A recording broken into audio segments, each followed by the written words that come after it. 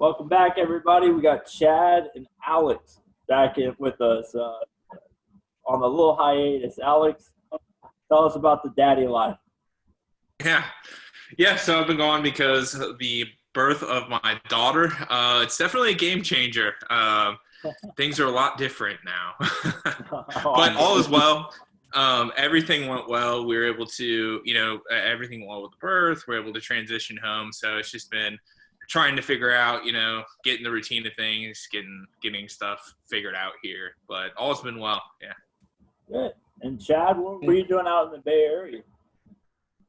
We were just visiting some of Emily's friends out there in San Francisco. Got to stay there with without paying for any hotels or anything like that. So it was just a flight. But it was awesome. Got to see the city and visit some of the parks around the city, and it was beautiful. I'd never been to California, so that was my first time. Oh yeah, Vegas is the furthest west I've ever been. Yeah. Same for you too, right, Matt? No, actually, I've been to California. I went to San Diego, Anaheim, and Los Angeles when I have my aunt that now lives in Colorado. She used to live out there with her ex-husband. So there you go. Yeah. All right, well, let's jump right into it. Matt, you want to take over the Vanderbilt at Kentucky matchup? Yeah, well, this game did not turn out like I thought it would. Kentucky did come out with the win, 38-35, but how our defense, who's supposed to be the second best defense in the SEC, allowed 35 points to the worst offense in the SEC is beyond me. So that's not looking good. Not a lot of good momentum there when we got to play Bama and Florida, who are the two best offenses in the country, arguably, the next 2 weeks. So, but overall, I'm glad the offense started clicking again. Best it's looked since Ole Miss. So, but hey, I'll take the win. Win's a win. So, yeah, absolutely. Yeah, for me, it looks like, and this is kind of a theme for Kentucky, is just they can't string together two phases of the game. The offense and defense. One shows up, the other one doesn't. I know when they played Ole Miss, their offense was really clicking. And the defense just could not make the stop that they needed to keep Ole Miss out of that game.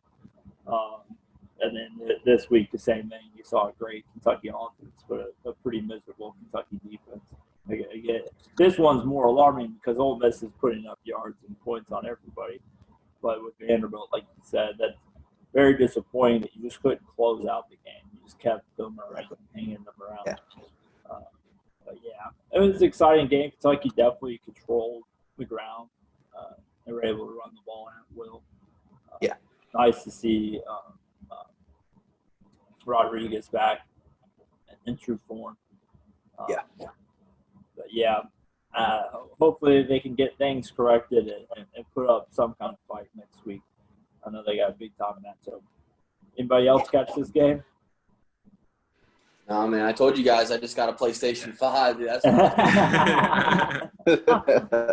the only games I turned on yesterday were some of the Big Ten games. That's all I watched. Yeah.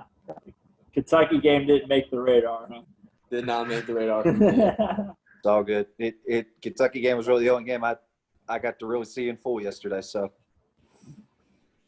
Alex?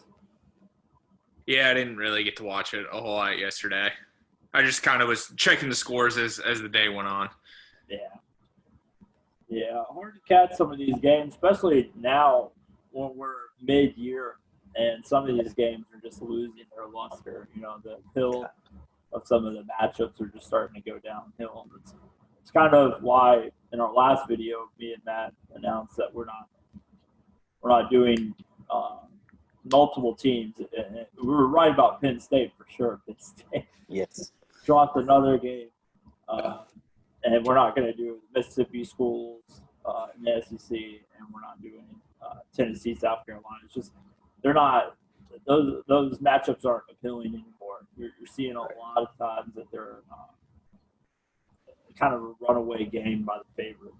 And it's just not exciting to make any picks off of that or watch the games, to be honest with you. All right, and then the next game that we had on the slate. Now this is obviously due to the coronavirus's outbreak around the whole nation. You had Georgia, Missouri game got canceled, Ohio State, Maryland game got canceled, and of course Alabama and LSU game got canceled.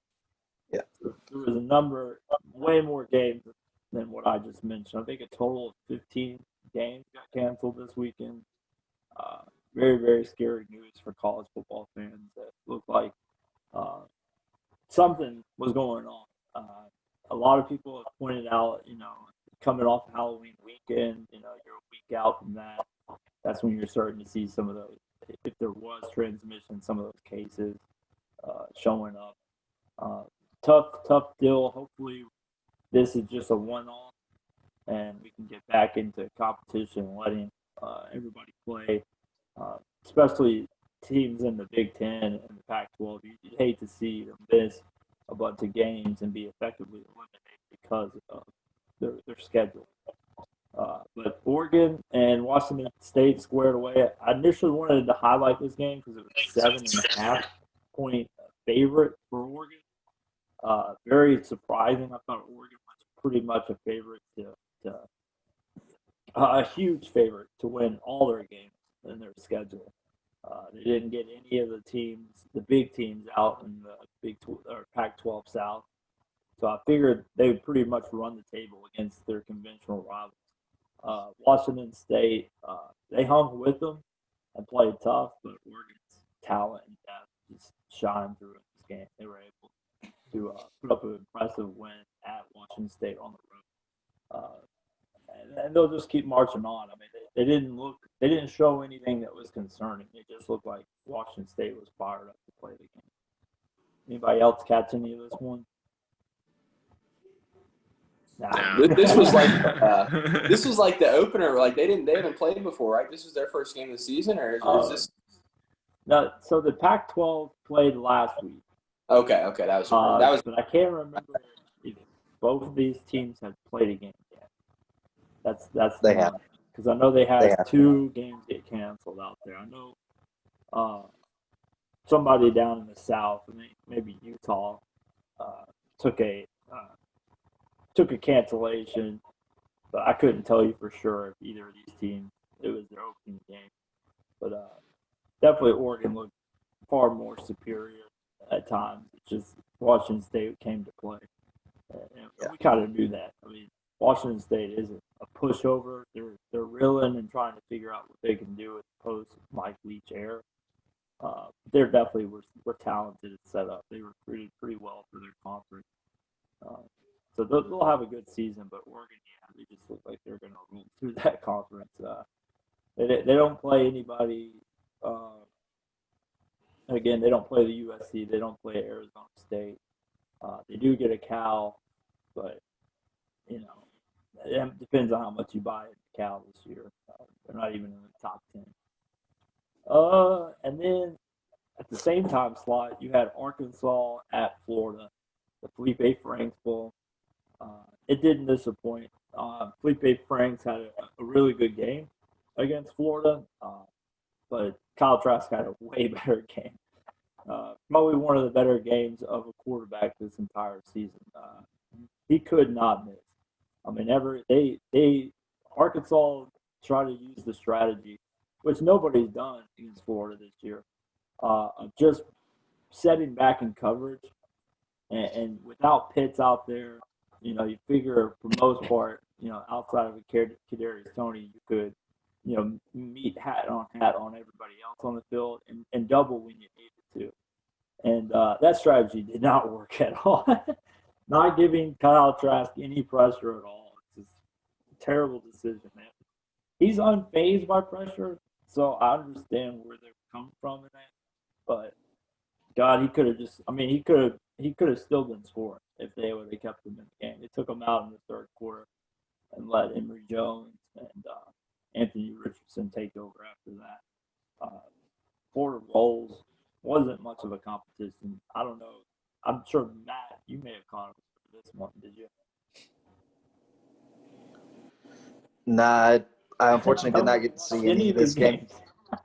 Yeah, I told you, man. I was at a Friendsgiving down at my friend Sam and Andrew's house down in Springfield. The only games I caught the tail end of were Notre Dame, Boston College, and Louisville, Yeah. Virginia. So some barn burners there. Oh, God. But I love went back and looked at Florida, Arkansas highlights, and it was Trash just even stated his claim even more to be the Heisman favorite this year. So, I think it's just going to be interesting to see because I think, in my opinion, and correct me if I'm wrong, it's a three-man race.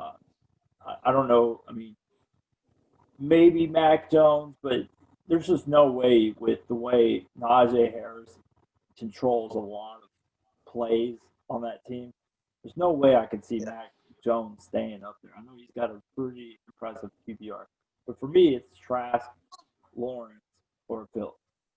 And Lawrence has missed 2 games. So his statistics will be skewed. Now, the ACC played or scheduled 11 games. So he only effectively loses 1 game that Kyle Trask will end up playing. So his stats will still be comparable. But Justin Fields, I don't know, man. He's already lost a game. They only had an 8-game season, so now they're looking at a 7-game season plus a conference championship if they make it there. He's got to ball out. Justin Fields has to ball out against Indiana this week and really get himself inserted back in that front runner because Trask has definitely shot up the boards. I don't know why he was ever not on the boards or at near the top. I know Pro Football Focus in the offseason had him as the 35th best quarterback in the country. I can't find 34 people better than him. But yeah, just that Florida's offense is humming. Florida's defense at times looks inept, but if they can put a team out of it, put the game out of reach, and make the other team press like they did against Arkansas, not getting rhythm, they're in good shape. Next game was a Big 10 matchup. Chad, you want to give us this Northwestern Purdue game? Yeah, so I caught the Northwestern Purdue game, at least most of it. It was a pretty close game pretty much the whole time. I think the biggest lead was Northwestern was up 24-10 at one point in the third quarter. And then it ended up being this score was 27-20 Northwestern. So Northwestern moves on to be 4-0 now. They were ranked 23rd before this game this week. They just released the AP rankings like an hour ago. They are now ranked 19th. Peyton Ramsey, guy from Cincinnati, I talked about that before. Went to Elder. He is their starting quarterback. He's looking real good. He was 23 for 36, 212 yards, 3 touchdowns. And it's not amazing, but he made some plays for sure. He threw an interception, but it was one of those where his wide receiver tipped the ball. Didn't need to be an interception. So that was one of the only turnovers of the game. Northwestern's looking pretty good. I think as of right now, I don't know, Alex, if you're paying attention to like the Big Ten West right now and stuff, but I think that it's pretty much just going to be their only loss is going to be to Wisconsin, which is a pretty good year for Northwestern at this point. I did believe that Purdue was going to win this game just because I thought Northwestern was a little bit overrated, but I think that they proved themselves in that game and looked pretty good doing it. Alex? Yeah, no, I agree. I think, Northwestern's one of those teams, it's kind of like Purdue or Iowa for Ohio State, where if they're going to knock someone off, they're going to knock off an Ohio State. Or for Northwestern, I feel like it's always an upset alert for Wisconsin later on in the year just because it's just their style of play. Like, no matter what they're ranked, they're always going to play someone tough. I think this is like the best start that they've had in a long time. Especially in the West. So who knows? They play Wisconsin next week. I think they look pretty solid. So we'll just have to see. I feel like the Big Ten's so weird because there hasn't been any games really, you know what I mean, compared to the other conferences. So I still feel like we're still trying to feel out who's who and who's actually good, who's not good. So, who knows? Yeah. I think your guys are 100% right. Northwestern definitely solidified themselves as a contender this weekend. It's just so interesting. I mean, if anybody would have said that Northwestern and Indiana would be the contenders in the Big Ten, I don't think anybody would have put $5 on that at all. shocked as hell. I did catch a little bit of this game. Of course, Florida was on at the same time, so I didn't catch a lot of these games. But yeah, Northwestern just looked like they could at times intimidate both offensively and defensively. Purdue really needed to play mistake-free football, and they did have a lot of missed opportunities in the passing game I saw. So they'll have to regroup, and I think Northwestern, you're right. I don't think they have. Let's just put it this way. I think Indiana has a better shot of beating Ohio State than Northwestern does Wisconsin at this point. I think Wisconsin has kind of developed an attack that they're not going to be, that Northwestern's not going to be prepared for. Instead of the shoe being on the other foot for Wisconsin having to prepare for a non-conventional Northwestern team, I think they're going to be kind of blown away with what Wisconsin brings to the table this year. Speaking of Wisconsin, Alex, you want to give us that a big-time hardball matchup there? Yeah. So coming into this game, I was a little bit nervous just because, they haven't been able to even practice. In I think it was like 14 days. They had to take a break from practicing right after the season opener. So, when that happens, they're not training, they're not practicing, they're just, sitting in their apartments or wherever they live. So I was a little bit nervous to see just how they perform, like coming out. I know Michigan, they beat Minnesota, but they've lost quite a bit. So who knows how good they actually are. But I was still nervous going in. But Wisconsin did something that I thought was pretty interesting. So after the Illinois game, one thing I said is thank God they're airing it out finally with a quarterback that's very unlike Wisconsin. They switched it up this week and they attacked them with the run game a little bit more, and it seemed to work, which was great to see. One thing you saw this week, Nakia Watson, the starting running back, he did pretty well, but you saw the true freshman come in, Jalen Berger. He was a number 8, and every single time he touched the ball, it was 10 yards. So I'm wondering if they're going to get him more involved, as the season goes on. I think he's the better running back.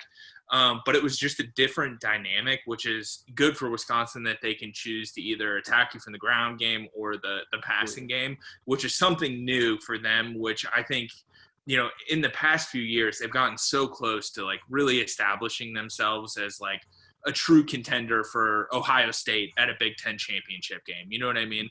In the past year or so, it's always been kind of close, but Ohio State, they're just more talented. Yeah. Whereas if they meet in Indianapolis this year, I think it's going to be a way better matchup than it has been in previous years. But they came out. The defense played great. They pretty much shut down Michigan up until I think it was the third quarter when they made a quarterback change when Harbaugh decided to pull his first string. And the second string guy came in and he looked pretty good from what I saw right off the bat. I would be surprised if they don't go with him in the future, just because I think the first guy, I forget his name. That Cade McNamara. Yeah, he just so Joe Milton's the starter, and Cade McNamara is who came in, and I agree. That's, you put it perfectly right there. Cade McNamara, if he doesn't start this next week, I think that I'd be shocked. That's for sure. Yeah. Yeah, the starting, what was that, Milton? You said? Yeah. Yeah, he just played. Reckless. You know what I mean? Some of the interceptions, he threw one directly to the Wisconsin linebacker. Yep. Hit him right in the numbers, and there's no one else around him. So I don't know. I would be shocked. The other guy came in, was able to throw it. It looked more like a better throw all the way around. But after this game, you'd have to think they're going to be coming for Jim's job here soon. Yeah. I just don't see him lasting any longer there. I don't know what the point to keep him around would be. He's had, 6 years now? I don't think he's won, I guess, a few big games, but not really big games. Yeah. Never beat Ohio State. Never beat Ohio State. Yeah. And I feel like that's exactly what they brought him there to do, is to beat Ohio State. And he's just absolutely never done it. And he seems to be, really struggling this year. So I don't know. Yeah. Well, the interesting thing with Jim Harbaugh is in the offseason, they were going to give him a contract extension. And before they could, ink out the paper, this COVID thing happened, and it kind of got bounced around. And, kind of on the back burner. And the interview that I saw, Harbaugh was saying, I'm not worried about it, whatever. He might be worried about it now. Yeah. He's definitely on the short. I think in the next couple weeks, in the next few weeks, whatever it is, we're going to get that notification on ESPN that says something about Harbaugh losing his job. Because, I mean, you can't keep losing games like this. They start off 1-3. I mean, it was ugly. It was ugly. And this whole season's been really ugly for Michigan. Joe Milton, I thought at first was the guy. I mean, against Minnesota, he played pretty good. But, Alex, like you said, I mean, it was two – and this isn't a stat that I know for sure, but just watching the game, he threw 2 interceptions, and I think his first, 5 attempts at passing, he threw 2 interceptions. Yeah. And they were bad. They weren't maybe the receiver ran the wrong route or tipped the ball. It was right to a defender. And they played terrible from then on out. They gave up 341 rushing yards to Wisconsin. 4 guys had over 60 rushing yards for Wisconsin. It was bad. That's crazy. Yeah, and like Alex said, it is a breath of fresh air to see Wisconsin be able to take what the defense is giving them instead of just having to insert their will and run the ball all the time and hope they don't get into a nice loaded box. Now they can just say, okay, if you guys can't defend the run very well, now we're just going to run it down your throat. But if you struggle in the secondary, we'll pass it over the top of you. And I think that's the key to beating an Ohio State team. Is Ohio State is multiple. I mean, they could do whatever defense. They got the studs to do it. So if you can keep them balanced and honest, that's how you beat an Ohio State team. You can't beat them because you're going to – they have enough talent where they can load the box. They have enough talent where they can drop back and play coverage and rush the quarterback. But now you're asking them to guess and make decisions. It's something that no team in the Big Ten has been able to do since Urban got there. No team has ever really threatened them in multiple ways. I mean, I think the closest team – now they've lost some games, of course, to Purdue and Iowa and all that, but you look at the matchup against Michigan a few years ago. Michigan really had to pass the ball, really, really had to pass the ball, or they were going to be out of the game real early. So if a team can go in there and show multiple things, it's promising for Wisconsin. I think they roll through the rest of their schedule, no problem at all. But of course, now you're talking about it. Is this the year Wisconsin can bring a more balanced look and really make Ohio State, be sound in their they have to be sound in their role. They cannot play around the field, be out talenting Wisconsin all up and down the field. What do you think, Matt? Oh, sorry. Go ahead, Alex. Oh, I was just going to say, this coming weekend, I feel like we'll really learn a little bit more about the Big Ten because the 4 best Big Ten teams are going to square off. We'll see how good Indiana is. I mean, beating Michigan, beating a Penn State that hasn't won a game, it sounds good, but when you look at the records and stuff like that, it's not that impressive. And same with Wisconsin. I mean, beating Michigan, they don't appear to be that good. Same with Illinois. So we'll see. I'm excited that, we really get to gauge how good's how good's Indiana. I think even if they keep it pretty close with Ohio State, that's a win for them, and showing that their program's good. So it'll be exciting. Well, I want to ask you, before I leave, I want to ask you Big Ten guys, are you guys at all concerned when you look around your league that you guys potentially could play yourselves out? I know we got the scheduling conflicts now. If Ohio State ends up having a COVID situation themselves and ends up missing 2 weeks of the season when they've already lost one, or a Wisconsin opponent gets that way, and then you look at the schedule and you look down the line and say, okay, who really can contend with either of these 2 teams?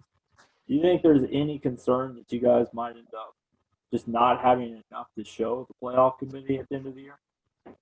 I mean, honestly, I think as an Ohio State fan, I feel pretty confident in the fact that even if they have to cancel a couple of games, I think they'll still give them that that pass, as long as they win out, as long as they look good in these next few games, especially like against a team like Indiana.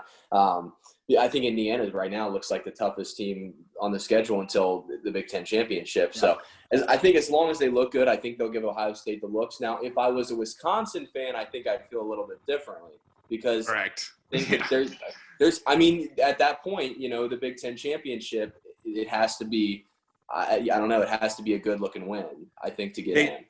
I agree. I think they have to. Wisconsin needs Ohio State more than Ohio State needs Wisconsin this year. That's for sure. Ohio State's definitely a more solid program. Each year, you know what you're going to get. You know what I mean? Whereas Wisconsin, this is all new. Having a quarterback, this is new since we haven't had this since Russell Wilson. You know what I mean? And that was a good team. So definitely we need Ohio State in the Big Ten championship in order to contend.